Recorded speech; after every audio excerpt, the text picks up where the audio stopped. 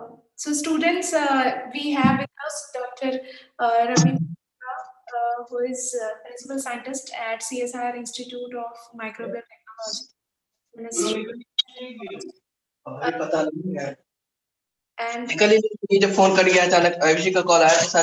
please keep your mic on mute mode.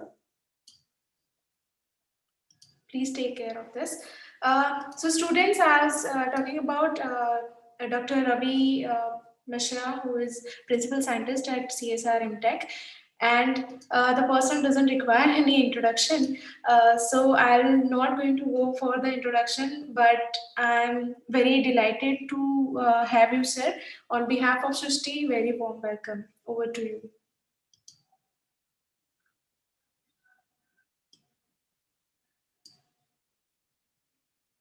Hello?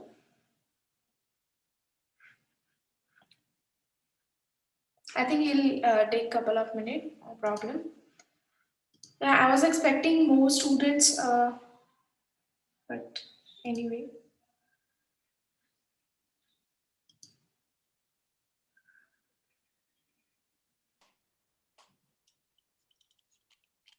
So should we start now? Yeah, yes, sir. Yes, sir. I was providing introduction, but anyway, sir, you can start now. Over to you.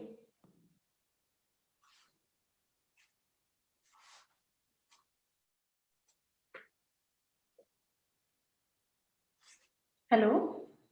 Yes. Okay, sir. Very warm welcome, sir. Delighted to have you.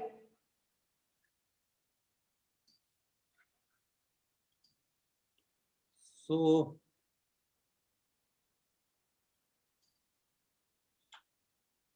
I will keep my video on for some time and then we can. Okay. Yes, yes, sir. Yes. Okay. Good morning, students. Good morning, sir. Good morning, sir. Good morning. Good morning, sir. So what I will request you all to keep your audio on mute so that there should not be any disturbances, and then we can go on. And when we will have a questions session, then you can ask your queries. So I'll start a little bit introduction about myself. I am Ravi Mishra, working as a principal scientist and associate professor at CSIR Institute of Microbial Technology, based in Chandigarh. So basically, this is one of the 39 lab under CSIR, probably you know. And our institute mostly focused on research on microbial technology-based researches. So particularly my group is working on vaccine development, technology-based projects on the vaccines and the biotherapeutics development. We have multiple projects on vaccine and also some projects on our therapeutic monoclonal antibody, and we are also working on COVID-19 vaccine at our institute. So without taking much time, I will start the presentation. So today's topic is general topic is vaccine.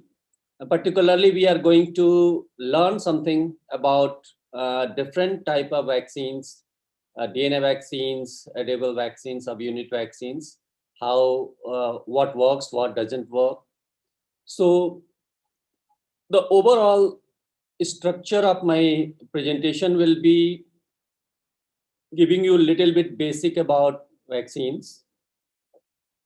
Then I will also speak about what are the different technologies used to develop vaccines, conventional technologies, new generation technology, genome-based technologies, proteomic-based technologies. And with the some example, I will try to explain you how these technologies are currently used for the different vaccine development. Then I will, at the end, I will talk little about COVID vaccine, what type of COVID vaccines are in the different stages of development, and what are the technologies used for development of COVID-19 vaccine.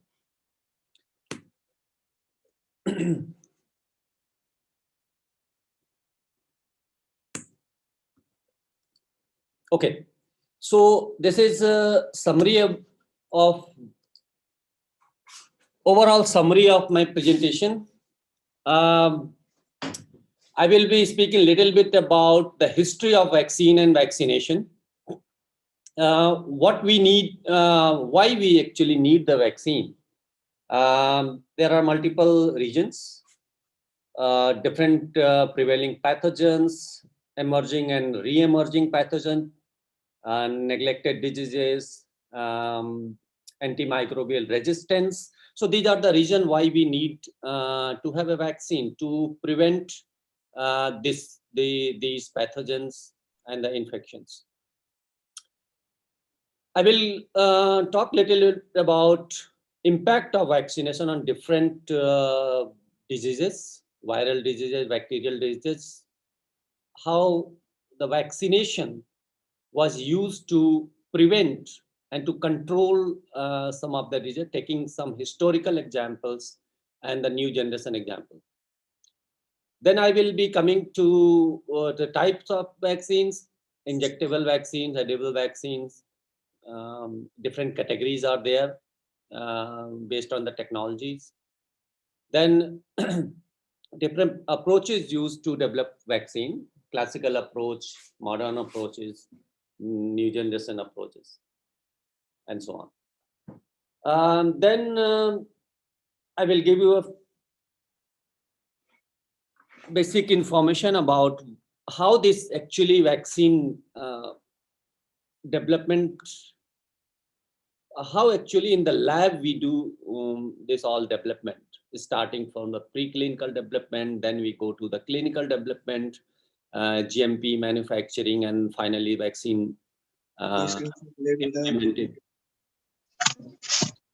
implemented in for the mass immunization. Then I will take some example of new generation vaccine development, and then we will know about COVID-19 vaccine development processes and what type of vaccines are in development.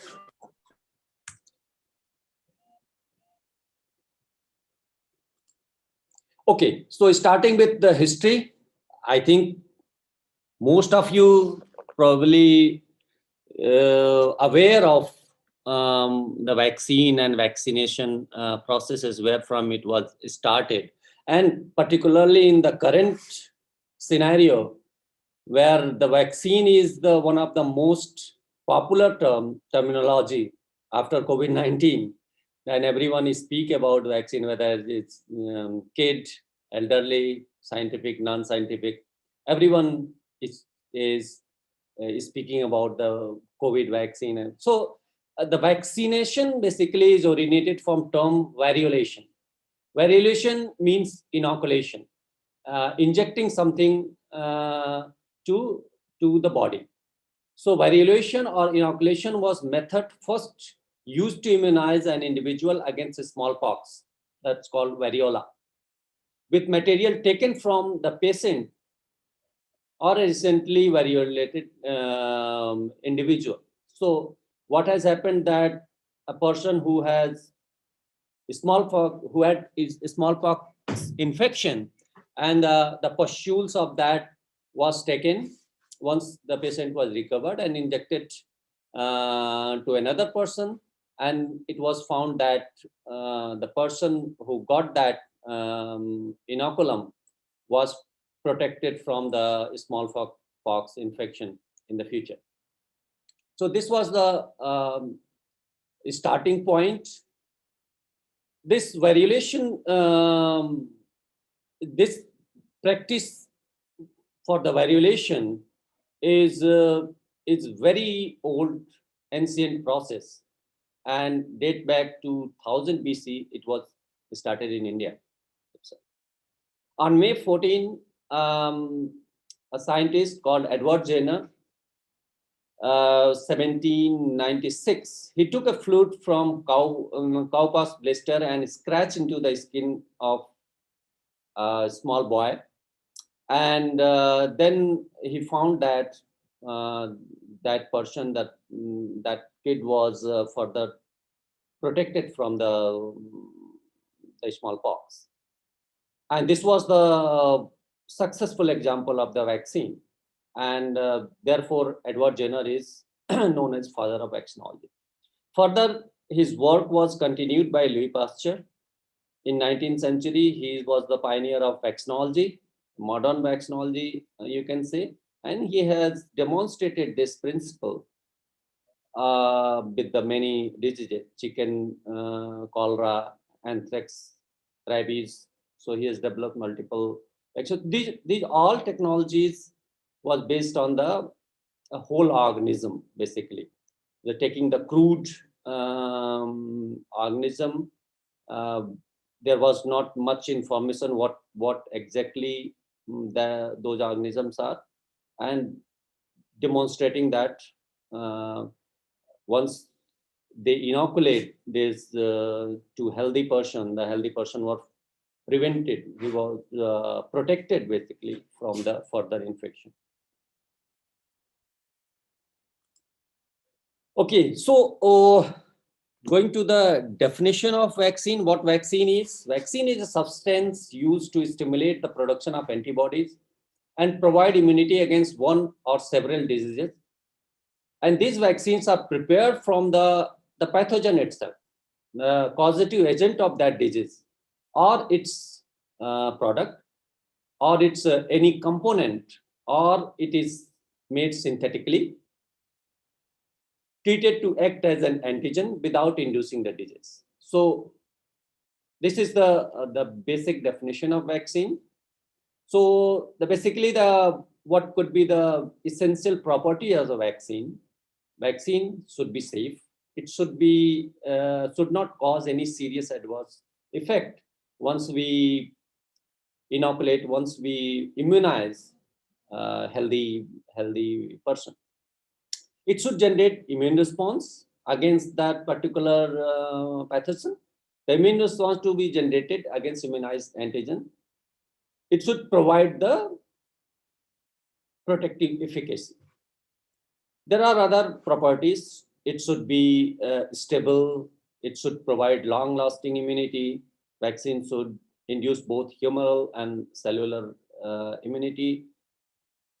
Should be effective in all age group. It should also provide cross protection in many cases. It should be easy to administer. There should be low dose requirement. So these are the basic properties of a vaccine. Okay, so primary criteria for a vaccine antigen, when we will say that this is a vaccine antigen, basically. Antigen is basically the part of a particular pathogen which is causing the particular disease. So to be a good antigen, there are certain criteria. The most important criteria is the antigen should be exposed on the surface of that pathogen, whether it is bacteria or virus. It should be located either on the surface of that pathogen or it should be secreted. The antigen should have a crucial role in the virulence. It should be conserved.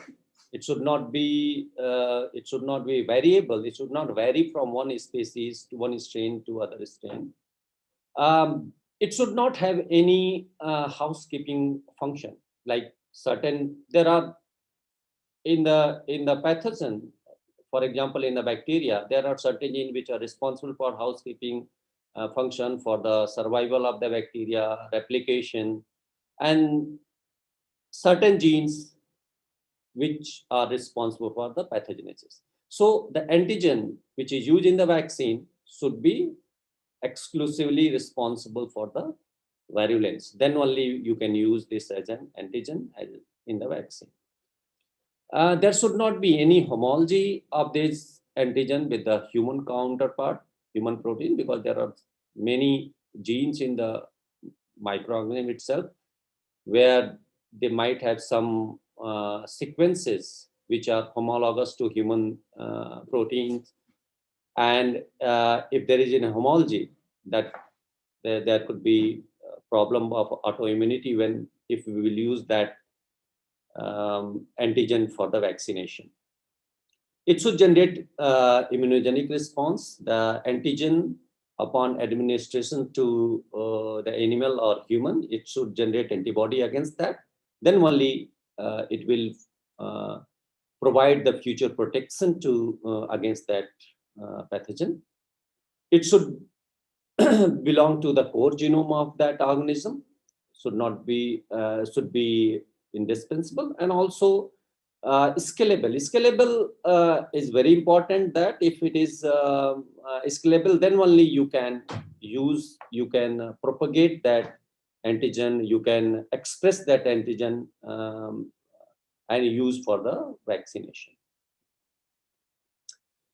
So this is very important slide, because there is a lot of confusion.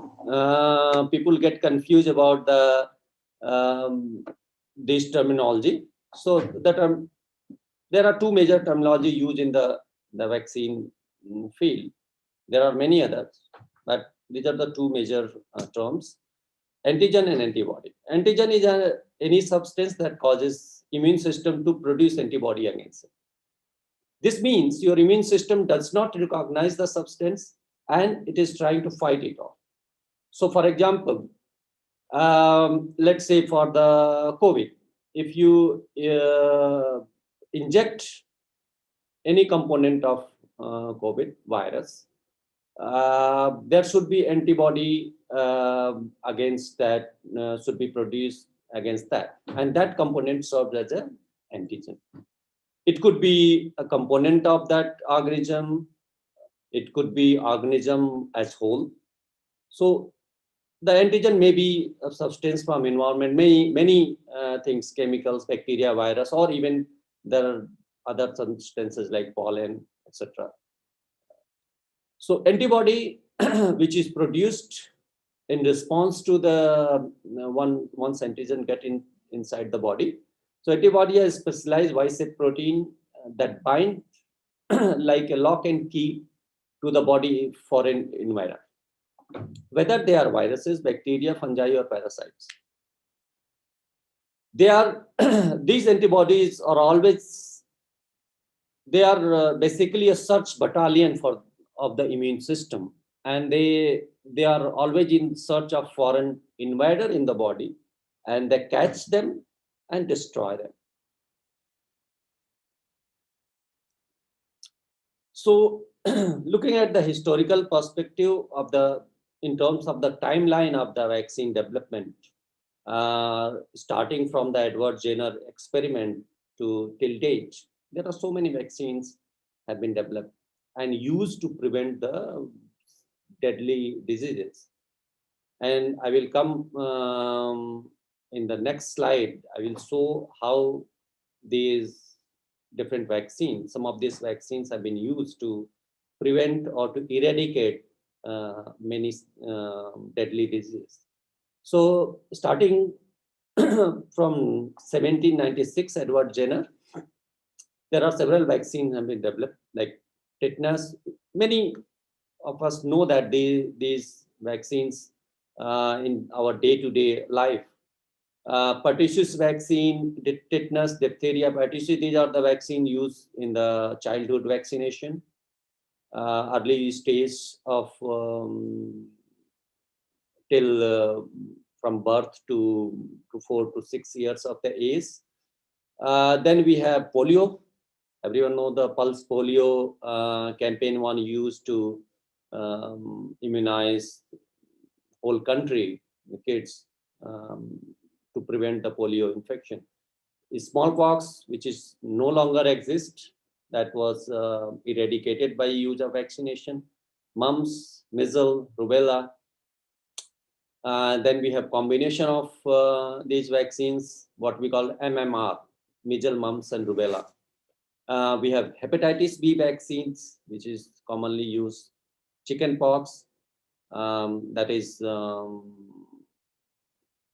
Then we have the rotavirus, hepatitis A, influenza vaccine, HPV vaccine.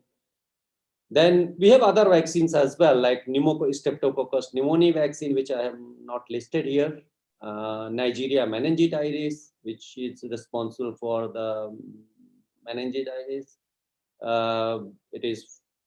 Then we have Streptococcus pneumoniae, pneumococcal, which is responsible for childhood pneumonia. Then we have typhoid vaccine, which is not listed here. So now we are in search of another vaccine and expecting that this vaccine will be able to control the current COVID-19 pandemic. So this is the kind of master list of most of the vaccines used till age 6 years, right from birth to 6 years of age.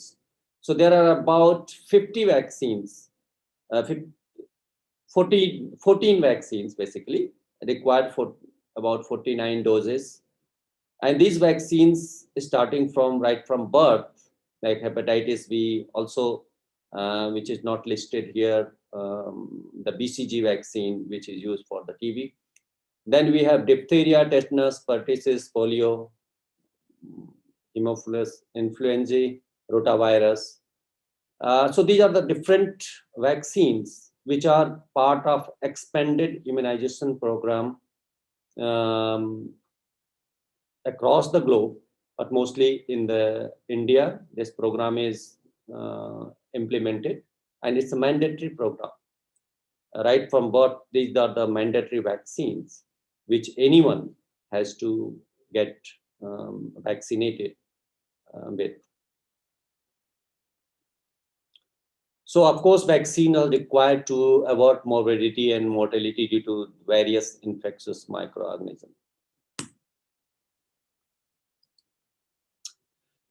Okay, there are oftentimes we get confused about the vaccines and drug.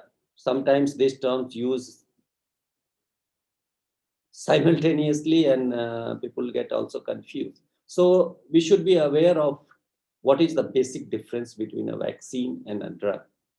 Vaccines are basically generally used for the prophylactic use, meaning before infection.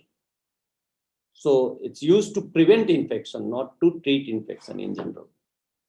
It is given before infection.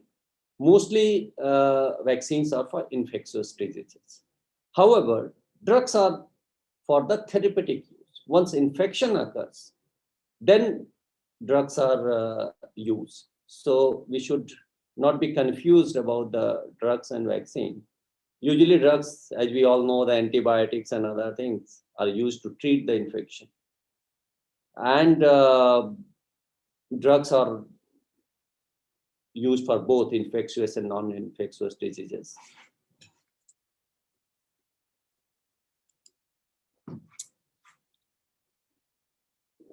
So looking from the different angle, this is a very interesting slide.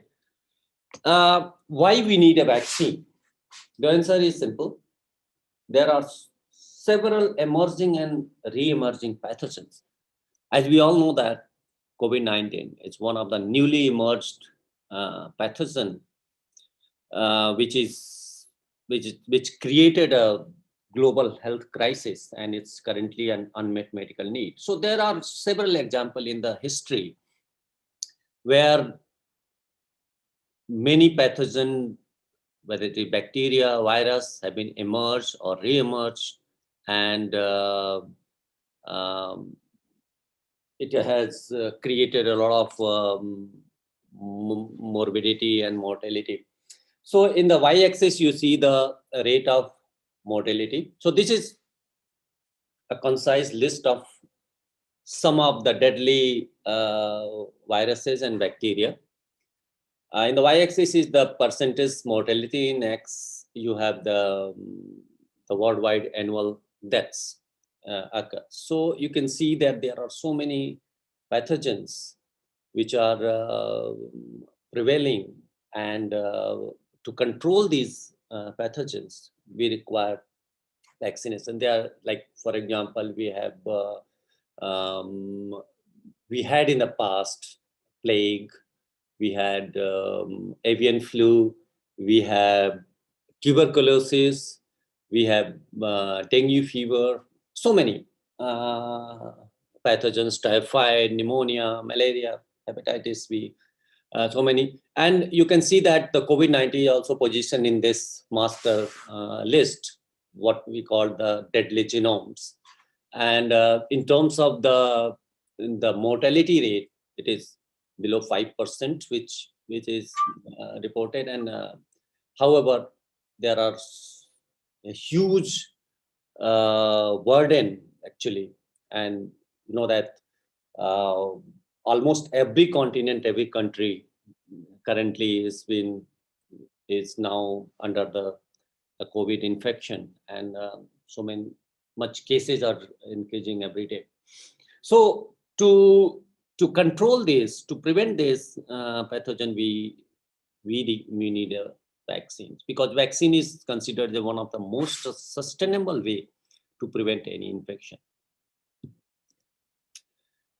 Taking some examples, as I said before, the requirement of vaccine, because so if you look at the slide, this is an example of polio. Polio, earlier polio was very prevalent, and it has a huge, it was a huge problem actually. Then vaccination, once the vaccination was started, slowly and slowly, polio cases start declining. And you see in 1988, there are a lot of countries, this is indicated in red, where polio was prevalent. But when the vaccination was started, slowly and slowly cases started declining. And by 2017, this is old data. If you look currently, there is rarely polio cases you find anywhere in the world. So this is the power of vaccination, basically. And such kind of effect you will not get with any other interventions. So vaccine has the capability to eradicate any pathogenic disease. Similar case was for smallpox. It was the vaccine was discovered in 1796, and by 1980, by use of repeated vaccination, the polio smallpox was eradicated. Looking from the bacterial infection viewpoint, those were the viral infection. Also for the bacterial infection, the vaccination has a crucial role to control many infections like pneumonia. Childhood pneumonia is the one of the major problem, and we have vaccines available for that. And earlier, when vaccine was not available, there were so many cases. When vaccination was started, if you look in the left panel, 2009, 2010, vaccination was started with PCV13. It's a type of pneumococcal streptococcus pneumoniae vaccine, and slowly you see the pneumonia cases globally are declining, and it is towards eradication. And we hope that it will be eradicated one day. Then we have Haemophilus influenzae B. The similar case was there. Then once vaccine was introduced, at that time disease was highly prevalent, and slowly due to repeated vaccination, the disease was dropped, and now it is towards eradication. Okay, there is another angle which I will not talk, because these are the topics require really a separate presentation, but I will just give a flavor of this. Antimicrobial resistance, you probably, many people know that when you use any drug or antibiotic, bacteria generates the resistance against that. And that is a huge problem globally, including India. And vaccine is the only way that can sustainably control such kind of pathogens, which are highly resistant to antimicrobial, different antimicrobials, antibiotics. And otherwise, I mean, there are many pathogens which are resistant to all the antibiotics. For example, Staphylococcus aureus, there are other gram-negative bacteria, which you cannot really eliminate by the treatment of antibiotic. And in that case, it's, vaccine is the most important intervention that has a power to the capability to eradicate such kind of infections. Because of the simple reason, because when you use antibiotic resistance develops by mutation, by the horizontal gene transfer. However, for the vaccine, this is not the case, and therefore vaccine is considered as a sustainable way to control any infection. Okay, looking at from the evolutionary angle, it's a continuous tug of war between microbes and human, and it's all about survival of the fittest. You know, I mean, it's a coexistence of microbes and human in the whole as whole. What happened that once a new microbe, new infection emerges, and this emergence is the result of kind of the selection pressure. And why we need, like, how these microbes are emerged, like they develop antimicrobial resistance against the currently used antimicrobials. There are change in the virulence tactics, they reemerge, evolution of novel pathogen. The best example is COVID-19. And against this, as a human intervention, we develop new drugs, antimicrobial, new vaccine, immunoboosting, and other interventions. So it's a kind of balance. Sometimes pathogens are on the upper side. Then, for example, in the case of COVID, currently pathogens are on the upper side, and we are trying to develop new vaccines and new interventions to control them. And this is always the case. This is a continuous process. Coming to the classification of vaccine, this is a very broad classification. There are two kind of vaccine, basically.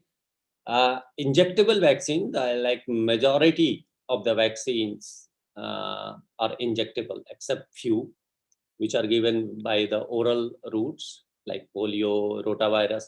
Now polio vaccine also comes in the injectable form. Then we have edible vaccines, which are given. Basically, these vaccines are produced in plants and animals, and given by oral routes. Currently, we don't have any licensed vaccine for the in that edible category, but there are a lot of effort on this particular aspect. So I will, in the later part of presentation, I will speak a little bit about what exactly this technology is. This is very comprehensive slide where I will be I will be giving you information about overall vaccine development approaches. I will take little time here and explain each and every technology. So broadly, this all the approaches are categorized in the two verticals: classical vaccinology and modern vaccinology. Classical vaccinology, which was pioneered by Edward Jenner, Louis Pasteur, that's basically the classical vaccinology. Well, where whole organism are either by inactivation or the killed organism are used. So how this basically technology used? So whole organism based vaccines are basically developed by taking the organism itself, inactivating them so that they will not be no longer cause the infection, but they will be served as an antigen and generate the antibody against the future infection for that particular pathogen. Whole organism based vaccine approach is also doing some genetic engineering in the organism, so just deleting or silencing the pathogenic gene or the pathogenic factor, but at the same time retaining the antigenic property by the attenuation. There are different approaches to do that, like passaging the particular organism in the non-compatible host. Then by radiation, by chemical uses, organism pathogenesis is basically suppressed and used as a vaccine. Toxide approach also, like some component of organism purified from the organism, some toxin, and that toxin after inactivation used as a vaccine. Then there are modern approaches like subunit vaccine, where we'll see all the detail about that in the later part. And this subunit vaccine, basically the recombinant protein based vaccines and the glycoconjugate. So recombinant protein, for example, let's say take an example of the bacteria Staphylococcus aureus, and we know that in Staph aureus there are multiple virulence factors which are responsible for the infection. So what we do, we identify those particular genes responsible for that virulent factor and clone and express them in the heterologous system, like in E. coli and other system, and then that purified protein used for the vaccination. So that's the subunit vaccine approach. Subunit means the part of that particular pathogen taken out and used for the vaccination. Then we have the other approaches like virus-like particle. We use the nucleic acid based approach, where we use the DNA vector instead of using the purified protein. We use the DNA vector where the particular gene responsible for the pathogenesis is cloned, and that used as a for the vaccination. And now mRNA-based vaccine, which you know that in the COVID-19, this is the one of the major class of vaccine which are currently in the late stage of development. We have other approaches like viral vector, where different viral vector used for in that particular vector background, we clone the desired gene and then use as that vector for the vaccination. And this modern vaccinology is also known as the reverse vaccinology, because these approaches uses the information available in the genome of that particular organism. However, in the classical approach, it's a crude approach where we are not much concerned about what exactly the antigen is, what are the virulence factor. We just take the organism, inactivate it or attenuate it, and use for the vaccination. But modern vaccinology is more refined, and it uses the knowledge-based approach, defined approach, not to using, because if you use whole organism, there are many things which are really not required in the vaccine, but we use, it is present in the whole organism. However, what in the modern vaccinology, you use only the component which is responsible for the infection or the pathogenesis. So it's a more defined vaccine, and also considered as a safe, more safer class of vaccines.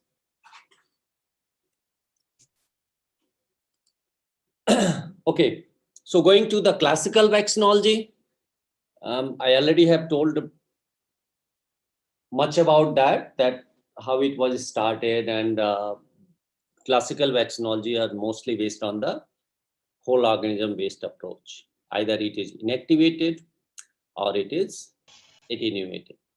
So the classical development approach where inactivated vaccine is used, what we do is we take the organism and we inactivate these organism by use of various methods like radiation, heating and freezing, change in the pH. We use some chemicals to inactivate that organism, and then that organism used as a vaccine. So after inactivation, what will happen?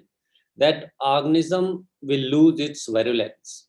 It will be no longer causing the infection. However, the antigenicity of that organism will be remain there. So once we will immunize any individual with that killed or inactivated organism, the immune response will be, antibody will be generated against that, because antigen will remain be there, and if there will be any future infection of that from that particular organism, the person will be protected. There are so many classical vaccines are available, like we have the polio, rabies, measles, mumps, rubella, pertussis, hepatitis A, influenza, which are commonly in the use. Second approach in the classical vaccinology is the live attenuated, which is little bit more refined approach, where we don't inactivate that organism, because one thing which I forgot to mention here, in the inactivated class, this organism will no longer replicating in the body, so it will be replication deficient, because it will be inactivated. However, in this particular class where we use whole organism, we selectively either mutate or suppress the disease causing, means the virulence gene, and that is basically achieved by repeated passaging of that particular organism in the cell culture, or for example, if it is a human virus, it is forced to replicate in the animal cell, and by repeated passaging, slowly and slowly this pathogen will lose its virulence. However, it will still retain its antigen, and it is used as a vaccine. So there are different example of these vaccines, also measles, mumps, rubella. So for one kind of vaccine, there are several. You can find many different approaches used based on the different industries, uh, and different researches. Another class of classical vaccine is a toxoid-based vaccine. Here I am taking an example of Corynebacter diphtheria. So what we do here, because this particular bacteria has a toxin called diphtheria toxin, and diphtheria toxin is the responsible for the disease. So what we do, we cultivate the bacteria in the large scale, and since this toxin is secreted out in the supernatant outside of the cell, and so we cultivate it a large volume, and the supernatant is taken and the toxin is purified. Since the toxin is the live toxin, so you need to inactivate that by use of formaldehyde or heat treatment. And once this toxin is inactivated, we use as a vaccine, and that we call the toxoid, the inactivated toxin. There are also multiple examples of that, pertussis and diphtheria, where such kind of approach is used. Coming to the second vertical of the vaccine approach, the reverse vaccinology.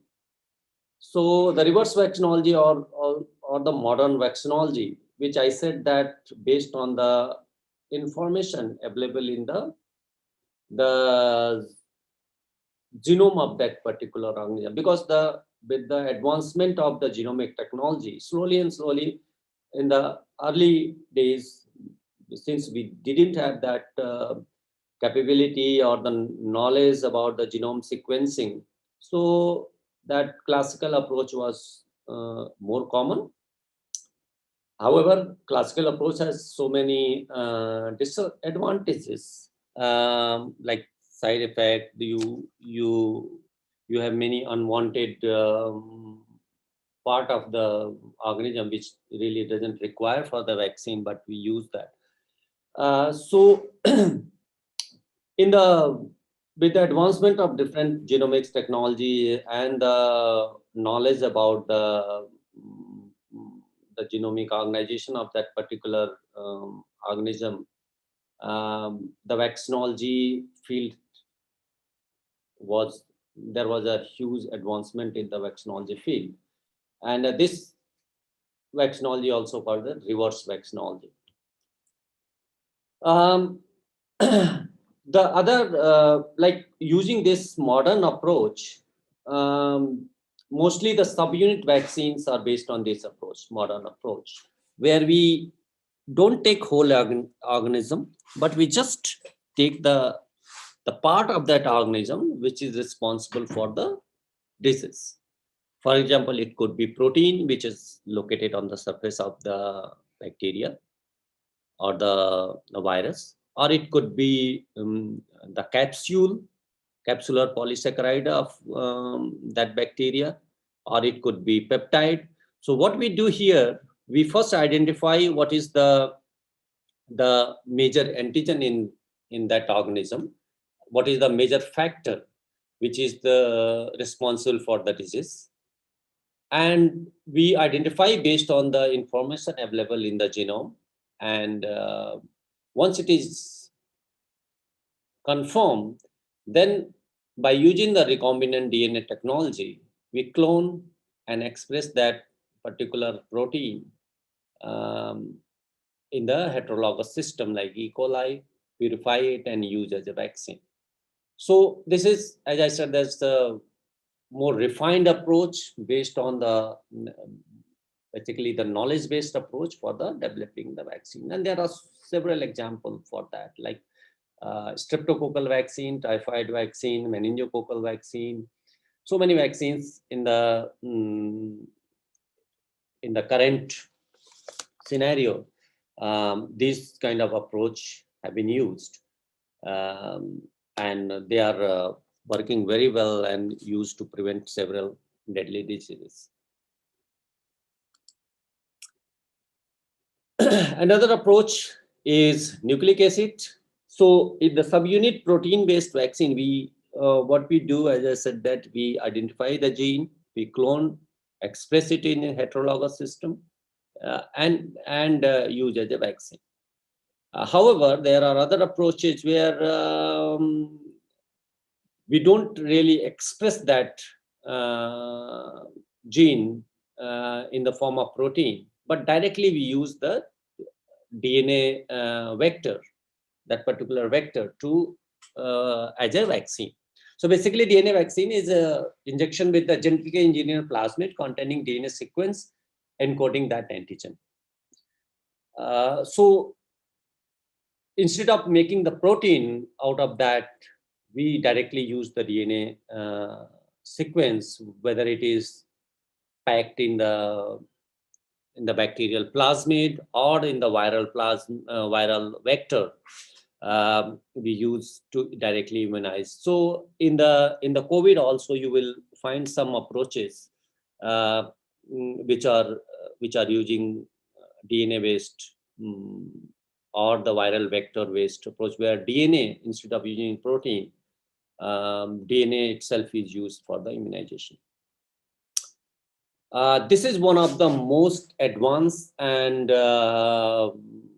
most refined technology, basically, which is called the mRNA-based technology. So it's again going in the reverse. Like in the subunit protein-based vaccine, what we do, we first identify the gene, clone them, express and use that protein as a vaccine. In the DNA, we directly use DNA, not the protein. We are going here. What we do, since mRNA is the one which is translated in the protein, so it was thought that instead of using either protein or DNA, why we don't use the mRNA, inject the mRNA in the body, and once it will be inside the body, it will be getting translated in the protein, and that protein will be recognized as an antigen, and antibody will be generated. So this is the RNA-based technology, where mRNA directly taken and it is encapsulated in some vehicle and injected in the body. Once it is inside the body, it will be taken by the cells, where translation will take place, where that antigen will be synthesized, and the antibody response and the memory response will be generated. So this is one of the most advanced technology in the field of vaccine. Talking about the reverse vaccinology, as I said, there are two persons who are considered as a pioneer in the field of vaccinology, Edward Jenner and Louis Pasteur. The reverse vaccinology, which is a modern vaccinology, genome-based vaccinology, was basically, this approach was discovered by a person called Dr. Rappuoli. He's considered as the father of reverse vaccinology. And basically, I was his student when I was during my postdoc in Italy. I was a student, I worked with him. So he's the one who first time used this concept that we should use the information available in the genome of that particular pathogen. And then instead of using whole organism or undefined material, we should just take the factors which is responsible for the disease and use as a vaccine. And he was able to demonstrate this in the Nigeria meningitis, meninge B, basically, serotype B, where he has taken some genes which were responsible for the infection, and he has cloned, expressed, and purified those genes and used for the vaccine, used as a vaccine. And he found that this vaccine provide the protective immunity against Nigeria meningitis. So what he said, and this work was published in Science, as I have mentioned here. So what he said, that now genomic approaches allow prediction of all antigens independent of their abundance and immunogenicity during the infection without the need to grow the pathogen in vitro. So in the classical approach, as you remember, that you need to first cultivate that pathogen in the laboratory, then you inactivate that. Here, you can just get the information, genomic information of that pathogen, and directly you can get the information of the genes responsible for the pathogenesis and clone, express, and purify, and you don't need to really grow the pathogen in your laboratory. So this is a kind of much more safe approach where you don't need to grow the pathogen. So many vaccines impossible to develop so far become the reality using this approach, because there are so many pathogens where cultivating them in the laboratory is dangerous and it's not really possible. But if you know their genomic information, you can directly pick up those antigens and you can synthesize that antigen, clone, and express and use as a vaccine. So since the process of vaccine discovery starts with in silico using genetic information rather than pathogen itself, this novel process can be named as reverse vaccinology. So that is why he is considered also the father of modern vaccinology or reverse vaccinology. So the reverse vaccinology concept is basically behind as I mentioned before, that there are certain criteria that to be a good antigen, to be a good vaccine, that part of the pathogen should be either surface exposed or secreted. As I have shown you with this cartoon, in left panel is Staph aureus, in the right is the meningococcal B, where you can see there are so many proteins which are located on the surface of bacteria. Like protein A, you have alpha toxin, you have clumping factor, so many. And because why we need them to be on surface? Because once this will enter into body, our immune system will easily recognize those as an antigen, an antibody will be generated. Therefore, it is required that to be a good antigen, it should be on the surface exposed. The sequence should be conserved, role in virulence, I already have mentioned it. So basically using this, these were two most difficult pathogens, bacterial pathogens. Staph aureus is still, there is no vaccine because it's one of the very important pathogen for which this particular approach is currently used. And there are several vaccines based on this approach or in the clinical development. Meningococcal B, as I said, that he used this approach, taken some of the genes, some of the proteins which are located on the bacterial surface and used them as an antigen. And successfully, he has developed the vaccine against meningococcal B.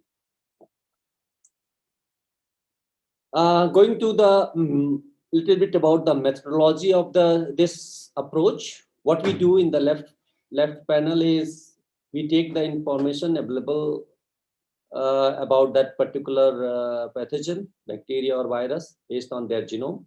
We compare the multiple genome as I said that it should be conserved. It should not be variable factor. And based on that information and also their prevalence using the molecular epidemiology, their expression level, whether it is surface exposed or it is on the secreted. So different kind of criteria, also the structural biology, the vaccine antigen is selected. Once it is selected, it is cloned and expressed in the different system and used to immunize the individual. So if you remember in the classical vaccinology, why it is called reverse vaccinology, start reverse. In the classical vaccinology approach, we take organism, we don't know what their virulence factor are, but here we start with that particular knowledge that yes, this is the virulence factor of this organism, so that we should use this as a vaccine. So it's in a reverse way, basically. In the right panel, I have shown that what are the major steps involved in the vaccine developed using the reverse vaccinology or modern vaccinology approach. We first identify the factors responsible for the virulence or pathogenesis by in silico analysis of their genome. Then we clone and express. We purify in the laboratory. We immunize these in the small animals in the basically the preclinical immunogenicity. Once we confirm that that there is an antibody response generated or immune response generated against that antigen. Once this study is done, then the vaccine goes to the human trial. So these are the major steps used for the process flow basically for this approach. And there are so many vaccine, and I can say that almost every vaccine in the current development, not only the COVID-19, but so many other vaccines, all are using the same approach.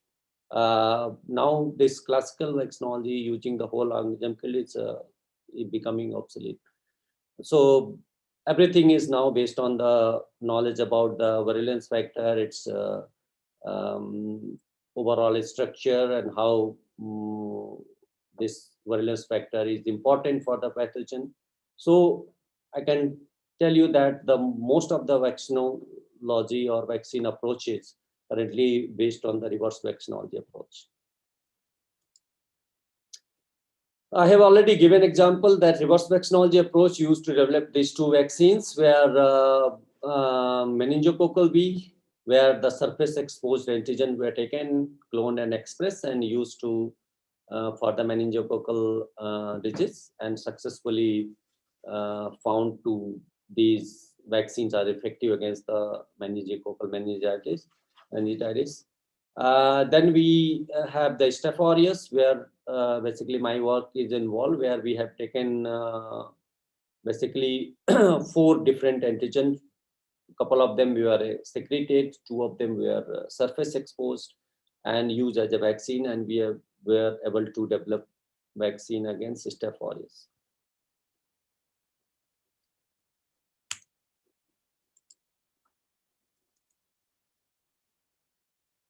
Yeah, so this is the publication for the development of universal vaccine for serogo B meningococcal, and this is the publication where I'm one of the author, where we have developed vaccine against Staph aureus.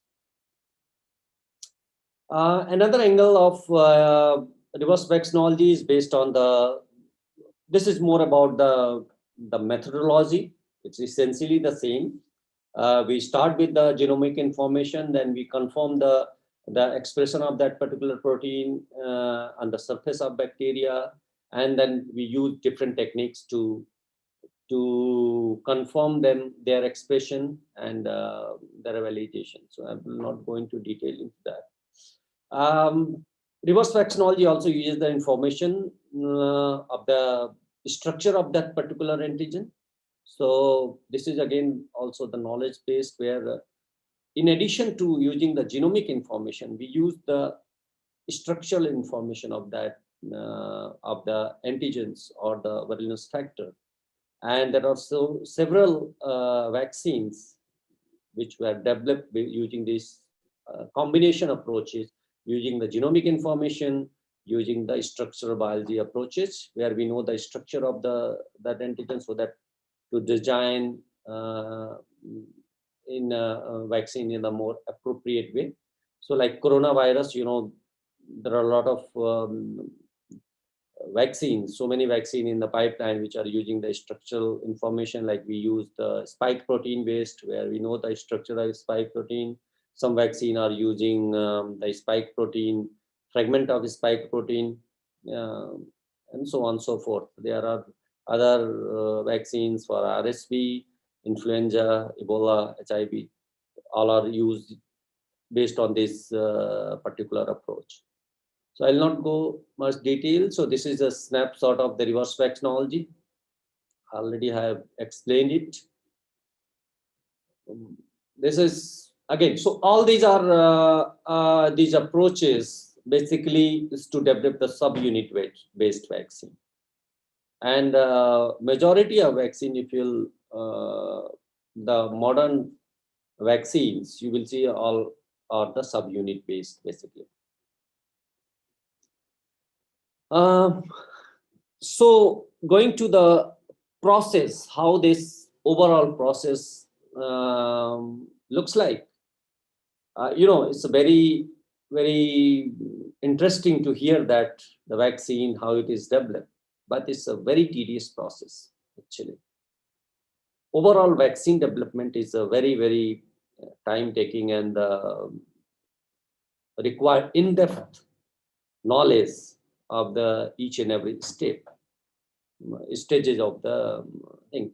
In upper panel you see that in terms of the timeline and the different broad stages of the vaccine development, we start with the basic applied research, then we look at the need, we need the other aspect like business development opportunity, all that. So we start with a bunch of ideas, concept of that particular pathogen. For example, let's say COVID-19. We start with a multiple. There are more than 200 different kind of vaccines are in the pipeline, and all 200 will not end up with in the vaccine. So this is how these are the different toll gates, basically where these things happen. So we start with a bunch of candidates, and slowly this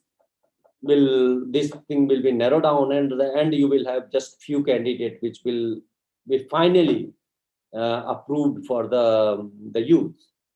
So the broad stages for this development are preclinical, where you have early development, process development, then you have phase 1 to 2 development, where you use the vaccine in the human clinical trial, where phase 1, phase 2, then you have phase 3, and finally once in the phase 3 is successful, the vaccine is launched.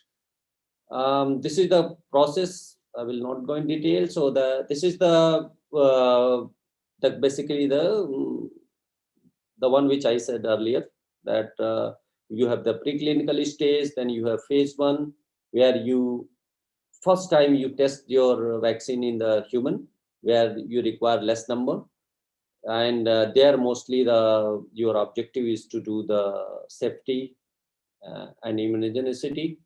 Then you increase the number in the phase 2, then where you evaluate the same concept, same vaccine in the relatively larger population. In the phase 3, you go even much larger population, and after all these stages only any vaccine is approved and implemented. And you know that there are many vaccines against COVID or in different stages of development. Many vaccines are in the phase 3, but nothing is approved yet for the human use, but there are some vaccines approved for the restricted use. So this is a very complex, time-taking process, which required a very comprehensive knowledge of the pathogen, the clinical knowledge, and it takes long time. All right, so okay. So I will now go to, so this is one of the reference. You can find a lot of information about the vaccine, but I'm just quoting this reference literature, where you can get more information about this vaccine, and then how vaccine immune response is there, and how we measure that. There is a very famous book you might be, if you want to get more information, you can read about this book. It's written by one of the editor is Rappuoli. Now, so whatever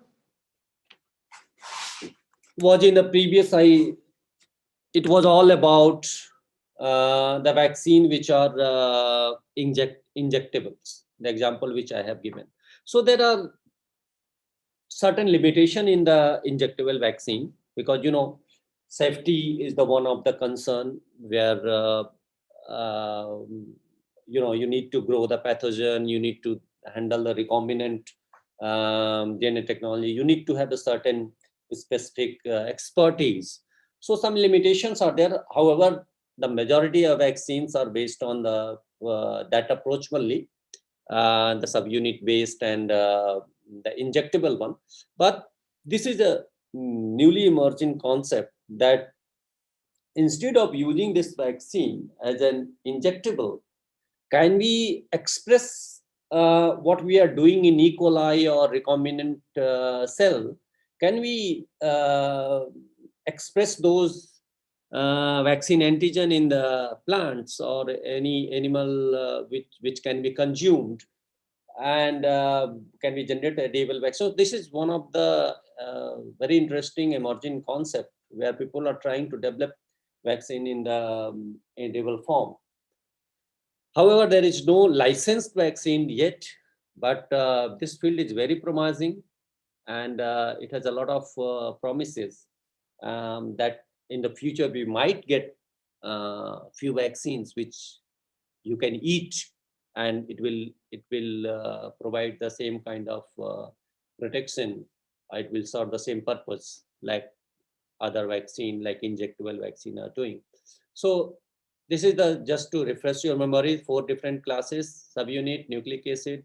Already have explained all these 3. And another class of the vaccine is the edible vaccine. So in edible vaccine, you can, the concept of the technology wise the same. You need to select the antigen which are responsible for the disease, or the disease causing factor, virulence factor. Only the difference is, instead of expressing them in the E. coli or in the complex cell culture system, can we express them in the plant cell culture, or which we consume in our day-to-day consumption? And that's a very interesting concept. So edible vaccines are nothing but a transgenic plant, animal or the animal-based productions used for the production of subunit vaccine. In simple, plant or animal-made pharmaceutical or edible vaccine. This concept was emerged in 1989 with the effort of the producing the plant-based vaccine with this guy. So what happened once, the idea behind that which I have mentioned here, in the subunit vaccine, what we are doing, we identify the gene, expressing in the E. coli or other cells, and then we are developing, and their mode of administration is the through injection. However, here is, can we, the concept is, can we express this particular gene, antigen, in the plant? And if someone consumes that plant, that particular antigen will be inside the cell, inside their body, and will generate the immune response. So idea is very interesting, because it's much easier than what we use the process in the subunit based or the other injectable vaccines. However, there are certain limitation for that, because the most important is that we don't have any proven vaccine yet, which are implemented already. So there are certain regulations, regulatory path for developing any vaccine. So that's something has to be proven for the edible vaccine. However, there are many different types of vaccine which are under development, and they are supposed to be not, this vaccine will not be developed as an injectable, but it's supposed to be a kind of edible vaccine. Like hepatitis B, where the hepatitis B surface antigen is expressed in tobacco leaf. We have some heat level toxin antigen of the E. coli. It is expressed in potato, and we have the other tobacco, where these development is are taking place. Rabies virus are also in the tobacco leaf, in certain fruits. We have Norwalk virus, where they are expressing in potato. We have Vibrio toxin. So there are different stages. These vaccines are in different stages. Some are in the phase 1. The good thing is that many of the vaccines are in the under human trial now. So once any vaccine is in the human trial or phase 1 trial, phase 1, phase 2 trial, that you, I mean, that has a more probability to be for the success.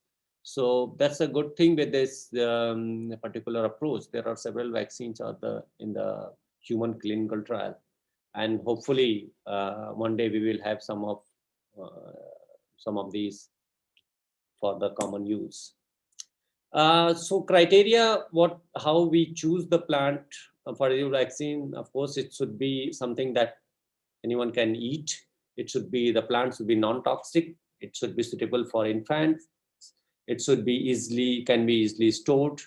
It should be resistant. It should not something that they're prone to for the spoiling. It should be, preferably should be able to be eaten raw. And the genetic manipulation of that particular plant should be easier. So these are again the process how these edible vaccines are made. So we take the antigen gene expressed in the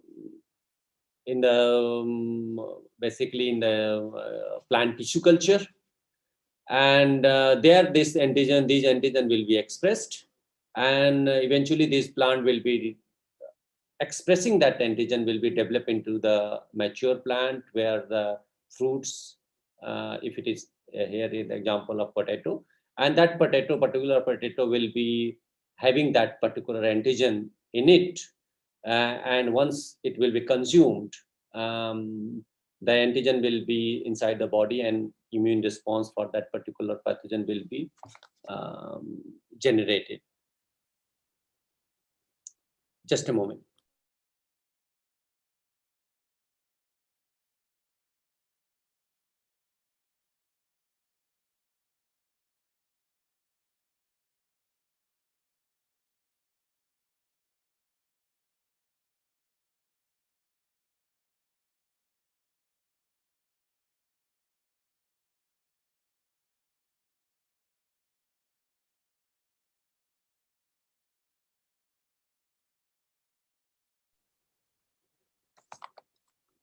Sorry, I had a phone call.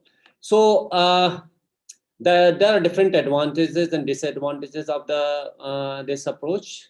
It activates both mucosal and systemic immunity. There's no fear of contamination with animal virus, reduced need for the skilled medical personnel for delivery, non-requirement of syringes and needle, decrease the chances of infection. It will be economical, stable, and there are so many advantages in drivel vaccine. Also, there are several disadvantages. It's a consistency, because the injectable vaccine has a certain fixed dose which is used for the vaccination, but if it is in a plant, it is difficult to manage those. The transgene may contaminate the environment, or there should be concern of that transgenic plant. Some food may not be eaten raw. It may not be convenient for the infants, or there may be chance of overdose. I mean, let's say banana is expressing some antigen. If someone likes banana, they can eat a lot. So that kind of control, that kind of limitation we have. Yeah, so I will stop at this point. I think the time is now over. So if there will be any question, I will love to take.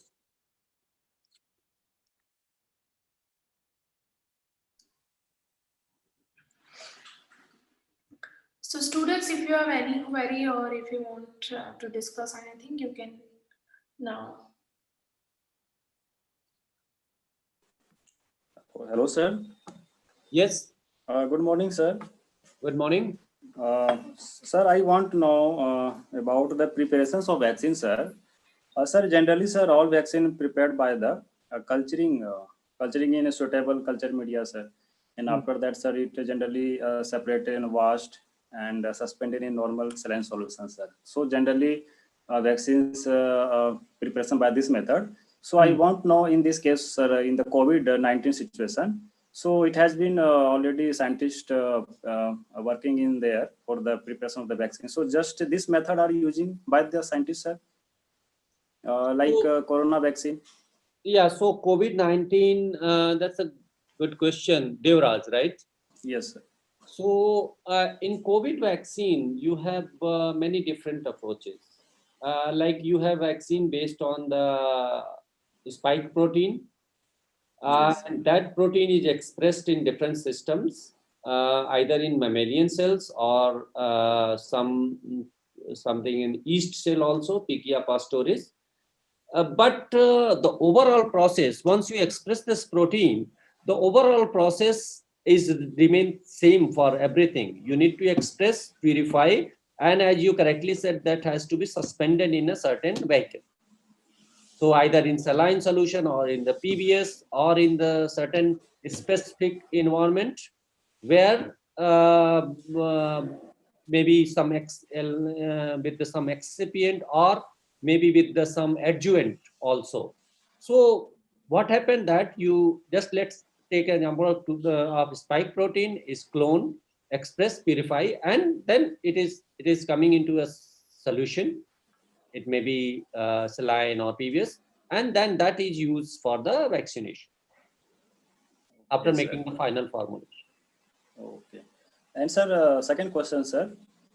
Sir, in vitro condition, so in the COVID-19 virus, so take the live or sir dead virus, sir, in vitro condition. In vitro condition now, you know that the genome sequence of this virus is known.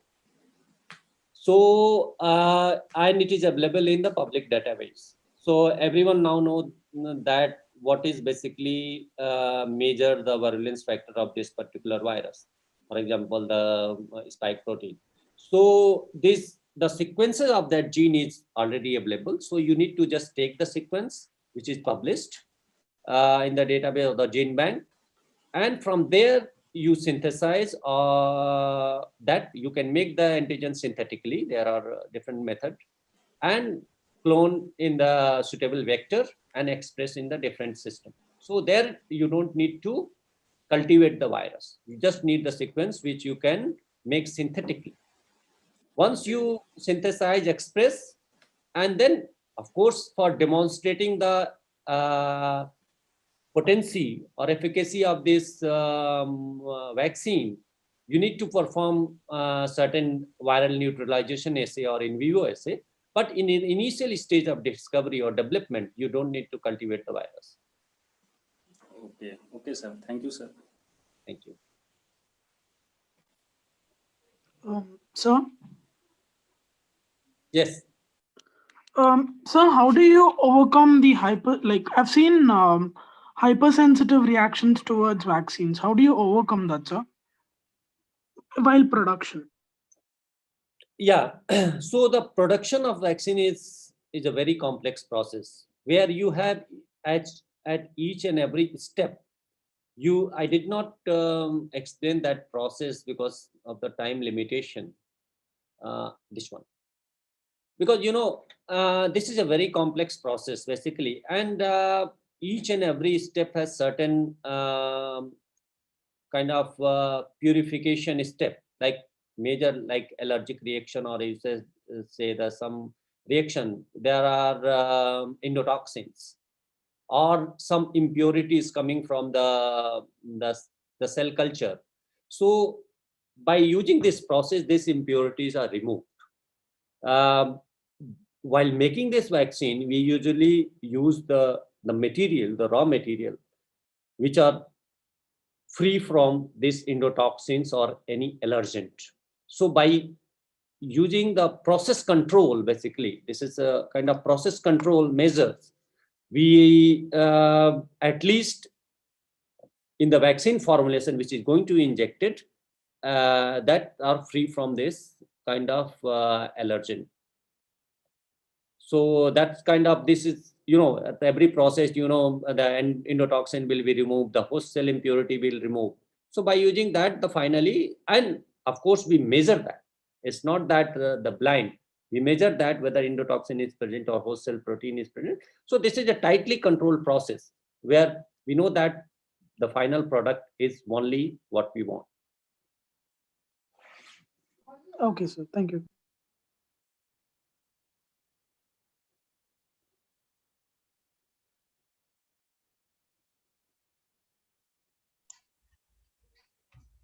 Sir,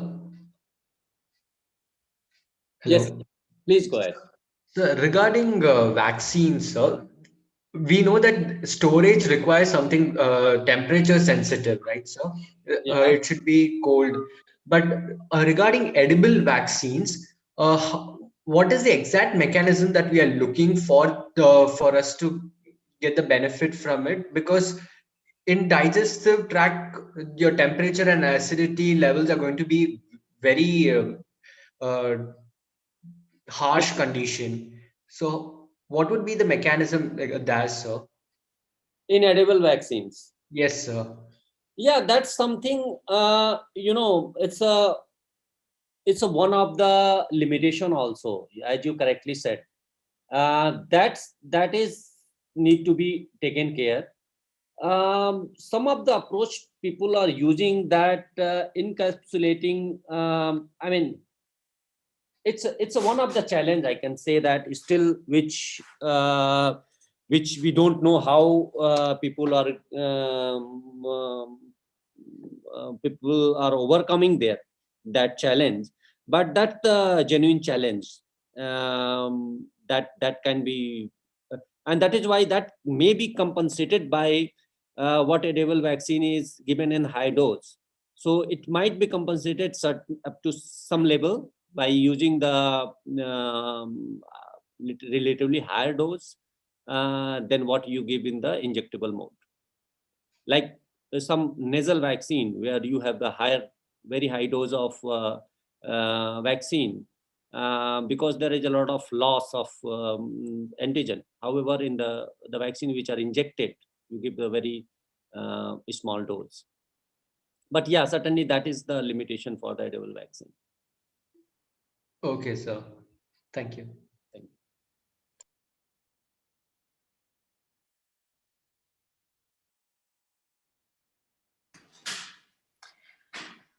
So there are a few questions in chat box. Yeah. So is it possible to make RT-PCR primers directly from DNA sequence to estimate the expression level? Just a minute.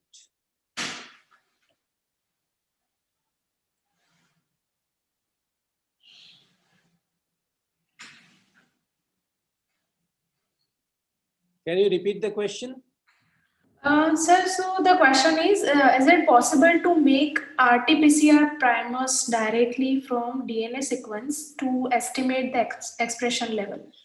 Yes. Usually, what the RT-PCR primers, of course, it is possible. For example, the most of the detection is based on the spike protein based detection, where they use a fragment of that particular region, which is conserved, and that information they take it from the genomic information only. So yes, it is possible. Yeah. And so another question So is, if there will be any other, more detailed question, I would, also I can also reply by email with the concerned person. yeah. That will be something that I can do always. So what you can do, if there are more questions, I mean, that which we cannot discuss right now, we Yes. can also do it through the email. Right, sir, no problem, sir. So students, I request you all to send a query by email. Yeah. So that I can send Any it. kind of query you can send, and I will definitely try to reply that. Okay, sir. So it was really wonderful, sir, and very informative. And I hope students. Ma'am, 1 minute. Hello. Yes, yes, please. Hello, ma'am. I have a question now. Yeah, please, Please go quickly. ahead. Hello. Sir, what is the basic difference between animal virus and human virus? What is the basic difference? That's a very interesting questions. I mean, there are certain, one of the difference could be there are certain cell surface receptors, which human virus is used to get entry into the cell, human cell. Is not the same in the animal viruses, right? So, like here in the case of COVID-19, AC2 is the one of the receptor. There are so this is one of the major difference, and there could be several other difference, like the particular disease, which is the symptom, the disease which is disease outcome, which are present in the human. It's not the same symptom you can find in the animals.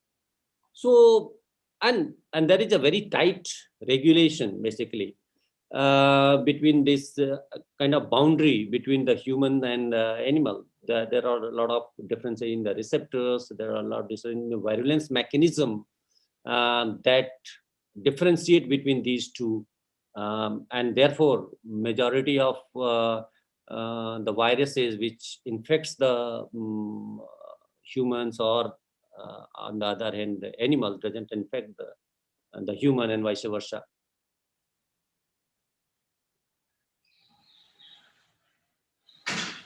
Yeah. Okay, sir. Fine. Thank you. Thank you. Good afternoon, sir. Sir, I have one question. Yeah. Okay. Yeah. Please. Sir, how can we overcome the superbugs against any disease? Yes, the superbugs. First, you need to understand what superbugs are, right? And these are Yes, sir. one of the main properties. Their resistance towards the antibiotics, right? In case of bacteria. So one thing is that you should have the novel antibiotics, which is for which they don't have the resistance, or you can control by vaccination. There are many superbugs. There are many resistant bacteria, like in Salmonella typhi. There are a lot of resistance towards the antibiotic, but by using vaccines, because their mode of action mechanism is different. They particularly target the antibiotic mode of action is very different. It is very narrow than the vaccine, which has a broader way of targeting that. So yes, vaccine is one of the way to combat superbugs, and also the newer antibiotics.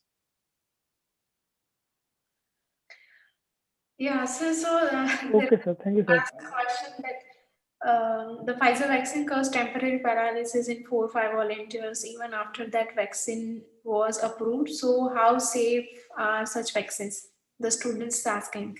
Yeah, that's something that I think no one can give the right answer for that. But in vaccine safety evaluation, there are certain criteria. When we evaluate vaccine in human, there are parameters where this safety is evaluated, like minor effect, minor adverse effect, major adverse effect, crucial adverse effect, like that. So I don't know how much, and also there are criteria that vaccine related adverse effect and unrelated adverse effect. So these are the reports which really, I mean, we don't have really the conclusive publication on that. So it may be something that it is not related to vaccine, or still it is not a serious adverse effect, which, I mean, in any vaccine you have certain side effect, of course. So that I can tell you, I don't have the detail about that, what exactly it is, but if I find, I can give more specific answer. Look at me. Okay. So students, now it's time to end here, and you can ask queries in email. So thank you so much, sir, for you taking out time in your busy schedule, and thank you so much for this. Thank you very much.